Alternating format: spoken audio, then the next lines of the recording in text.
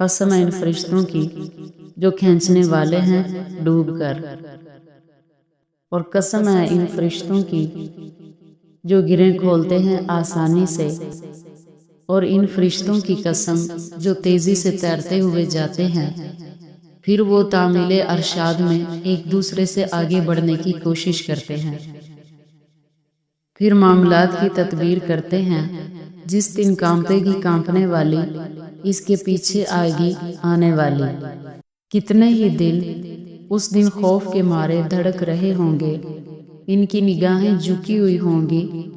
یہ لوگ کہتے ہیں کیا ہمیں لٹا دیا جائے گا الٹے پاؤں؟ کیا جب ہم کھوکھلی ہڈیاں ہو چکے ہوں گے؟ کہتے ہیں تب تو یہ لوٹنا بہت گھاٹے کا سودا ہوگا۔ حالانکہ یہ تو بس ایک ہی ڈانٹ ہوگی، تو وہ سب کے سب ایک چٹیل میدان میں ہوں گے۔ کیا آپ تک موسیٰ علیہ السلام کی خبر پہنچی جب اس کو پکارا تھا اس کے پروردگار نے طویٰ کی مقدس وادی میں کہ جاؤ فرعون کے پاس، وہ بہت سرکش ہو گیا ہے، اور اس سے کہو کہ کیا تو چاہتا ہے کہ پاک ہو جائے اور میں تمہاری رہنمائی کروں تمہارے رب کی طرف، تاکہ تمہارے اندر خوف پیدا ہو۔ تو موسیٰ علیہ السلام نے اس کو دکھائی بہت بڑی نشانی، لیکن اس نے جھٹلا دیا اور نافرمانی کی۔ پھر وہ پلٹا بھاگ دوڑ کرنے کے لیے، پھر اس نے جمع کیا اور اعلان کیا، بس کہا کہ میں ہوں تمہارا سب سے بڑا رب۔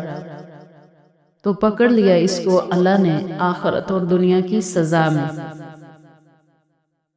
یقیناً اس میں عبرت ہے اس کے لیے جو ڈرتا ہے۔ اے لوگو، ذرا سوچو، کیا تمہاری تخلیق زیادہ مشکل ہے یا آسمان کی؟ اس نے آسمان کی چھت کو بلند کیا، پھر اسے ہر طرح سے درست کیا، اور اس کی رات کو اندھیرا کر دیا اور اس کے دن کو ظاہر کر دیا، اور زمین کو اس کے بعد بچھا دیا، اس میں سے نکالا اس کا پانی اور اس کا چارہ، اور پہاڑوں کو اس میں گاڑ دیا سامان کے طور پر تمہارے لیے اور تمہارے چھپاؤں کے لیے۔ پھر بہت بڑی آفت آئے گی، اس دن انسان یاد کرے گا جو کچھ اس نے کوشش کی تھی، اور کھول کر رکھ دی جائے گی جہنم ہر دیکھنے والے کے لیے۔ بس جس نے سرکشی کی تھی اور دنیا کی زندگی کو ترجیح دی،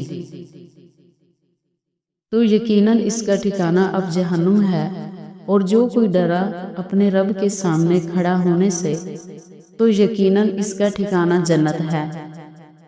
اے نبی صلی اللہ علیہ وسلم، یہ لوگ آپ سے پوچھتے ہیں قیامت کے بارے میں کہ وہ کب آئے گی۔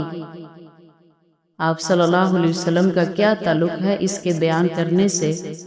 اس کا انجام تو آپ کے رب کے پاس ہے۔ آپ تو بس خبردار کرنے والے ہیں ہر اس شخص کو جو اس سے ڈرتا ہو۔ جس دن وہ اسے دیکھیں گے، انہیں یوں لگے گا گویا وہ نہیں رہے دنیا میں مگر ایک شام یا اس کی ایک صبح ہو۔